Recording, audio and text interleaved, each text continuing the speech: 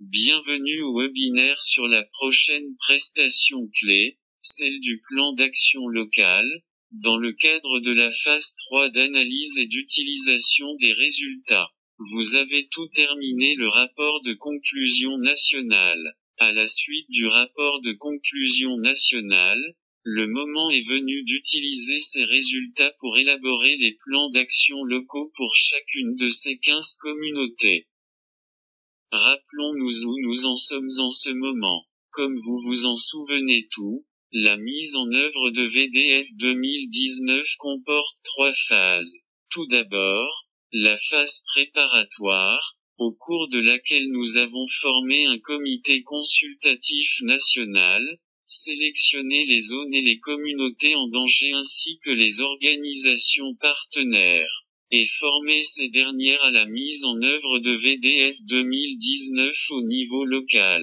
Deuxièmement, la phase de collecte de données, au cours de laquelle nous avons recueilli, auprès des communautés locales, de l'administration locale et des OSC, les données sur les risques et la résilience. Et nous avons rentré ces données dans Survegismo. Nous en sommes maintenant à la 3e phase de mise en œuvre, l'analyse et l'utilisation des résultats. Jusqu'à présent, nous regroupions les données et les analysions de manière ventilée et non coordonnée, ce que nous pouvons voir sur le tableau de bord Power BI. À partir de cette analyse, nous avons élaboré un rapport de conclusion nationale qui énonce les principaux résultats et conclusions au niveau communautaire et national, et les classe par ordre de priorité. Pour les 6 mois à venir, nous devons finaliser le rapport de conclusion nationale, planifier l'action locale, mettre en œuvre l'activité identifiée dans le cadre du plan d'action local grâce au fonds d'amorçage de GNDR, soumettre le plan d'action local basé sur le modèle, puis organiser l'atelier multipartite pour finaliser les recommandations nationales. Voilà donc le chemin à parcourir au cours des 6 mois à venir. La présentation qui va suivre examinera en détail comment élaborer un plan d'action local pour chacune de ces 15 collectivités. Dans cette partie nous allons essayer de répondre aux questions suivantes. Pourquoi le plan d'action local est nécessaire? Qui élabore ce plan et quels sont les éléments clés du plan d'action local? Les principaux résultats du rapport de conclusion nationale mettent en évidence les domaines critiques dans lesquels des changements sont nécessaires au niveau communautaire si on veut améliorer la vie et les moyens de subsistance des communautés en danger. Les changements ont dicté les actions, et le plan d'action locale, comme son nom l'indique, doit permettre aux voix de la communauté d'être traduites en action pour renforcer la résilience globale. De plus, le plan d'action locale aide à favoriser une plus grande appropriation et une plus grande reddition de compte de la part de la communauté. De multiples parties prenantes collaborent à l'élaboration du plan d'action locale. Ces ateliers devraient faire participer, non seulement les personnes qui ont répondu à l'enquête, mais aussi d'autres membres de la communauté, des dirigeants, des représentants du gouvernement et des organisations communautaires. Le processus d'élaboration de ces plans est organisé par les organisations partenaires, sous la direction des organisations nationales de coordination. Il est essentiel de faire cette orientation séparément pour chacune des 15 communautés. Le plan d'action locale doit reposer sur les principaux résultats notés dans le rapport de conclusion nationale. Le plan d'action locale doit être fonction de l'exercice fait précédemment. Les actions décidées à la suite de l'exercice de planification de l'action locale doivent avoir un impact sur la réduction des risques dans la communauté, ce qui doit être clairement énoncé. Un plan d'action locale se résume en SAP, sensibilisation, action et plaidoyer. Chaque plan doit comporter des activités correspondant aux 3 lettres ci-dessus. Le plan d'action local doit clairement identifier la personne qui assumera la responsabilité de mener à bien l'action et de réaliser les effets et résultats souhaitables. Confier des responsabilités devrait également favoriser une plus grande reddition de comptes. Aucun plan d'action n'est valable s'il n'indique pas clairement l'échéance de mise en œuvre. Le plan d'action doit avoir un calendrier clairement défini. Chaque action devrait s'accompagner d'une estimation des ressources nécessaires à sa réalisation et du moyen pour accéder à ces ressources. Aucun plan d'action n'est valable s'il n'y a pas d'activité de suivi. Le SEE renforcera également la reddition de comptes des parties prenantes qui sont responsables de la mise en œuvre du plan d'action. Et le dernier point est que le plan d'action local ne doit pas être un plan autonome, mais doit être pertinent, efficient et efficace. Il doit donc être préparé en tenant compte du contexte géographique, sociopolitique et culturel. Le plan d'action local doit être très simple et facile à comprendre. Le plan d'action local. Donc, comprenons maintenant comment s'élabore un plan d'action local. Il peut être élaboré en 2 étapes. Étape numéro 1. Il s'agit des préparatifs nécessaires pour organiser les ateliers des parties prenantes communautaires en vue de l'élaboration du plan d'action local. Étape numéro 2. Il s'agit d'organiser un atelier plan d'action local. Veuillez utiliser les documents de référence suivants à toutes les étapes du plan d'action local. Manuel de mise en œuvre. Tableau de bord Power BI. Guide et modèle de plan d'action local. Commençons par la compréhension de l'étape No1. Préparation de l'atelier plan d'action local. Il y a 10 points de préparation en tout. Commencez par action locale. Commencez par l'orientation de l'organisation partenaire sur les résultats et les conclusions de VDF 2019, conformément au rapport de conclusion nationale. Les OP devraient avoir une bonne compréhension de la dynamique de pouvoir de la communauté et être conscientes du fonctionnement sociétal normal. L'horaire de l'atelier doit être choisi de manière à assurer une participation maximale des membres de la communauté. De même, le lieu choisi pour ces ateliers doit être neutre et accessible à tous, par exemple aux femmes, aux groupes marginalisés, aux personnes en situation de handicap. La participation ne doit pas être limitée aux personnes ayant répondu à l'enquête VDF 2019. Elle doit faire participer de multiples parties prenantes qui font partie de la communauté. Garantir la participation de 50% de femmes à ces ateliers. Le programme de l'atelier doit être bien rédigé de manière à garantir un temps suffisant pour permettre aux participants de faire leurs commentaires, de valider les informations et de réfléchir sur ces dernières. L'atelier peut être prolongé de 2 à 3 jours par communauté.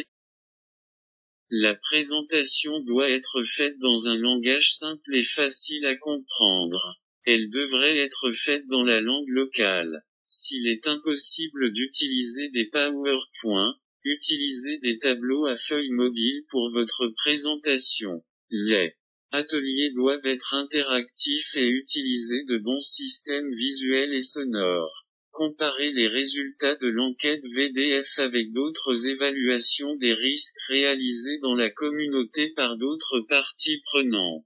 Il peut aussi s'agir de cartes des risques ou de l'HRVCA, évaluation de capacité et de vulnérabilité au risque d'aléas. Utilisez des croquis cartographiques pour bien voir si les menaces relevées dans l'enquête concernent l'ensemble de la communauté ou si elles sont localisées. Enfin, si votre pays a participé précédemment à VDF, il faudrait comparer les résultats de VDF 2019 avec les précédents. Passons maintenant à l'étape 2 qui porte sur l'élaboration du plan d'action local. Premièrement, établir le programme de l'atelier plan d'action.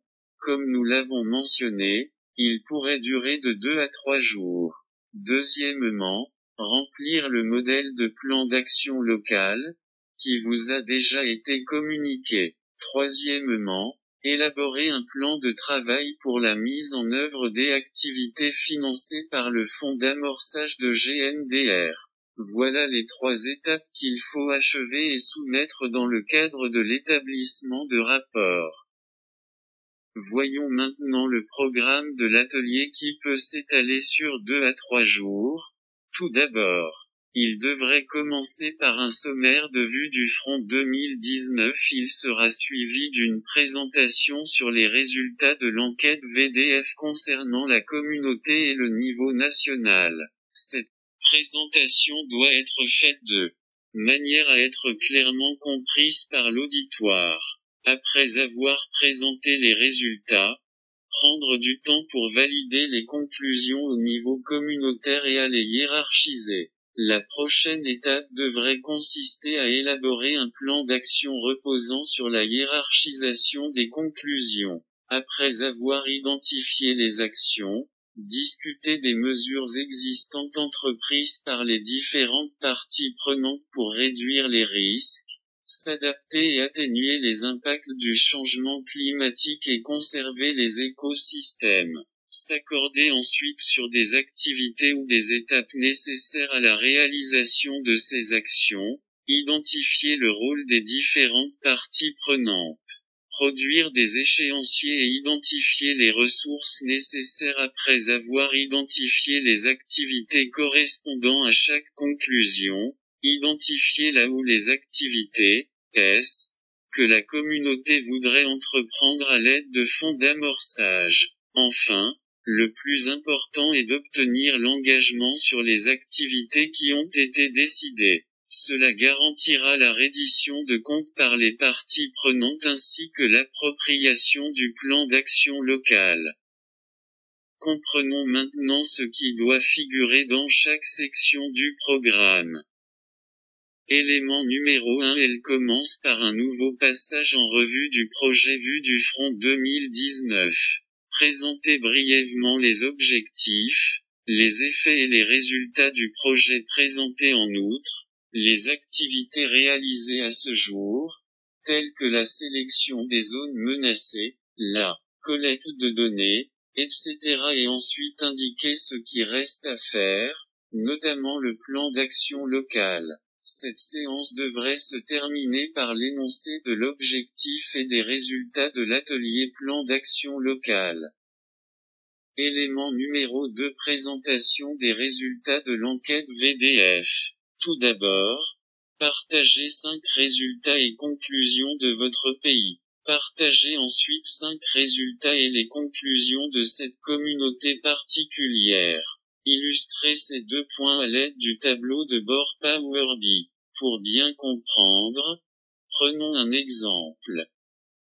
Nous avons pris ici l'exemple du Sri Lanka. Voici les principaux résultats et conclusions énoncés par l'OCN au niveau national, c'est-à-dire au niveau de son pays. L'un des résultats est, et la majorité, 26%, dit que la communauté n'a qu'un accès très limité aux informations de l'administration locale concernant les actions visant à réduire les risques et les menaces. Voyons comment il peut être présenté sur le tableau de bord Power BI. En regardant votre tableau de bord Power BI, vous voyez la confirmation du résultat. La majorité de la communauté déclare qu'elle a un accès limité à l'information des autorités locales concernant les actions visant à réduire les risques et les menaces. De même, veuillez extraire du rapport de conclusion nationale les résultats communautaires. Comme nous l'avons mentionné ici, dans l'exemple, nous avons extrait les principaux résultats et conclusions pour Morawaka. Prenons un résultat. 59% des répondants mentionnent que l'administration locale ne les consulte pas pour évaluer les menaces les plus importantes. 55% des répondants indiquent qu'ils ne sont pas consultés lors la préparation des politiques. Des plans et des actions visant à réduire les risques et les menaces. 22% des répondants indiquent qu'ils ne participent pas du tout à la mise en œuvre de ces actions. Cependant 57% indiquent qu'ils sont consultés pour le suivi des progrès, avec toutefois certaines limitations. Voyons comment cela apparaît sur le tableau de bord Power BI. Vous pouvez filtrer le pays et la communauté pour voir le résultat sur votre écran confirmant les informations ci-dessus. Élément numéro 3. Ce programme doit s'intéresser au processus de validation des conclusions par la communauté. L'objectif des séances est d'examiner d'abord les conclusions qui se trouvent dans le rapport de conclusion national, puis de les classer par ordre de priorité. Regardez le modèle de plan d'action local. Colonne 1 de la section A. Cet exercice devrait permettre au OP de remplir cette colonne. Cette séance devrait se dérouler de la manière la plus interactive possible et les méthodes participatives devraient être utilisées pour classer les priorités. Utilisez des méthodes simples comme le classement par vote, le placement de cailloux ou toute autre méthode culturellement adaptée. Soyez simple et clair. Quel est donc le processus de validation? Posez les questions suivantes. Êtes-vous d'accord ou en désaccord avec les conclusions ou voyez-vous les choses différemment? Y a-t-il des implications sur d'autres questions? Dans quelle mesure est-ce important pour votre communauté? Pour mieux comprendre cela, prenons l'exemple de la communauté de Morawaka. L'une des conclusions présentées est: l'alcoolisme est la menace la plus importante à laquelle la jeune génération doit faire face en grandissant. Voyons, avec la diapositive suivante, comment nous pouvons procéder à la validation. Passons à nouveau en revue les questions. Q1. Êtes-vous d'accord ou en désaccord avec les conclusions ou voyez-vous les choses différemment? Les membres de la communauté ont-ils l'impression que l'alcoolisme est la principale menace émergente? La communauté est-elle d'accord ou pas d'accord? De même, Q2 a-t-il des implications sur d'autres questions? Vous pouvez formuler des questions. Les membres de la communauté ont-ils le sentiment que l'alcoolisme a des répercussions sur l'indice de santé des communautés, les moyens de subsistance, la criminalité ou autre? Et pour finir, Q3. Dans quelle mesure est-ce important pour votre communauté? Quel est le ressenti de la communauté de la question? Est-ce très important? Pas tellement important ou de moindre importance? Classez ces réponses en fonction de ce que les communautés pensent de leurs priorités. Enregistrez-le au moyen de vote ou de cailloux ou utilisez une échelle de 1 à 5. Élément numéro 4. Il s'agit de planifier des actions. L'objectif de la session est de produire une liste d'actions pour chaque conclusion qui est classée et priorisée. À la fin de la séance, vous devriez être en mesure de remplir la colonne 2 de la section A du modèle de plan d'action local. Encore une fois, la séance devrait être interactive et simple, et l'animateur devrait utiliser une méthode participative. Prenons encore une fois l'exemple de la communauté de Morawaka. La conclusion que nous avons tirée est que l'alcoolisme est la menace la plus importante à laquelle la jeune génération doit faire face en grandissant. Comment pouvons-nous réaliser ce quatrième élément du plan d'action? L'organisation partenaire devrait aborder des questions suivantes. Que faut-il changer pour remédier à cette situation? Ce qui comprend également, quelles mesures devraient être prises pour y remédier? Faut-il une action ponctuelle ou quelque chose de plus? Ou bien faut-il aussi des changements dans les attitudes, les capacités et les rôles? Comment pourrions-nous, en tant que groupe de personnes, susciter ces changements? Qu'est-ce qui est faisable avec nos compétences et nos relations collectives? Comprenons cela à l'aide de l'exemple. Si donc l'alcoolisme est la menace émergente, quelles mesures aimeriez-vous prendre pour y remédier? Par exemple, l'une des suggestions de la communauté pourrait être sensibiliser par le biais de campagnes au sein des communautés. Pensez-vous maintenant que l'action ci-dessus peut suffire ou faut-il davantage? Par exemple, on pourrait réduire l'accès à l'alcool offert par un fournisseur commercial ou social. La communauté pense-t-elle qu'il y a un besoin d'action qui pourrait conduire à un changement dans les attitudes, les capacités et les rôles? Par exemple, des mesures doivent-elles être prises pour changer l'attitude des jeunes, des adultes et des fournisseurs de services? Enfin, avons-nous besoin de comprendre s'il existe des capacités dans nos communautés ou avons-nous besoin d'un plus grand nombre d'experts? Suite de l'exemple. Posons-nous la question, comment pourrions-nous, en tant que groupe de personnes, susciter des changements? Ici, nous demandons au groupe de réfléchir aux actions qui peuvent susciter le changement ou à ce qu'on pourrait faire pour contribuer au changement demandé aux communautés, ce qui est faisable à partir de leurs compétences et leurs relations collectives. Par exemple, ces actions, comme les campagnes de sensibilisation, peuvent-elles être entreprises par les communautés, ou bien les autorités locales peuvent-elles aider à influencer ou à faire appliquer des lois plus strictes en matière de consommation de boissons alcoolisées, ou encore le représentant des médias locaux peut-il susciter le changement en utilisant divers médias ou canaux de communication? Réfléchissez bien, l'action suggérée pour cette conclusion serait-elle également utile pour remédier à d'autres conclusions? Élément numéro 5. Il s'agit des politiques et mesures existantes.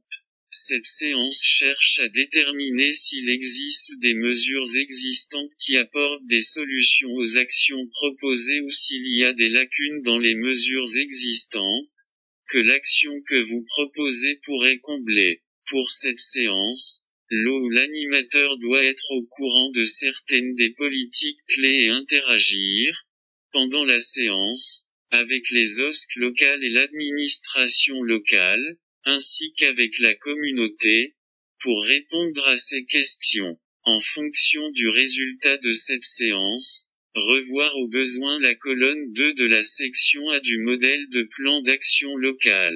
Rendre cette session aussi simple et facile que possible. Prolonger la discussion sur les mesures existantes. Comment procéder? Avec les parties prenantes. Dresser d'abord la liste des mesures existantes mises en œuvre par les différentes parties prenantes pour leur communauté. Parmi ces mesures, la réduction des risques, les schémas de développement, les mesures d'adaptation et d'atténuation des changements climatiques, et les mesures de conservation des écosystèmes. Discuter avec les groupes communautaires pour savoir si les mesures proposées comblent les lacunes des mesures existantes. Par exemple, les campagnes du ministère de la Santé comprennent-elles une sensibilisation sur la réduction de l'alcoolisme chez les jeunes ou sur les programmes de nutrition ou les centres de réadaptation? Voyez également si d'autres parties prenantes prennent des mesures similaires. Y a-t-il d'autres intervenants qui mènent des campagnes de sensibilisation sur l'alcoolisme? Remarque. Voir si les mesures existantes prennent en compte les actions proposées. Ensuite, vous pourriez vouloir affiner l'action dans la colonne 2. Élément numéro 6 repose sur la dernière séance. Les communautés doivent alors être amenées à décider et à définir les rôles, les responsabilités et les échéances de l'action proposée. Remplissez les colonnes 3,4, 5 et 6 de la section A du modèle de plan d'action local. Sur votre écran, vous pouvez voir 4 séries de questions qui vous aideront à identifier les activités ou les étapes nécessaires pour mener à bien l'action. Qui faut-il impliquer pour mener à bien ces étapes?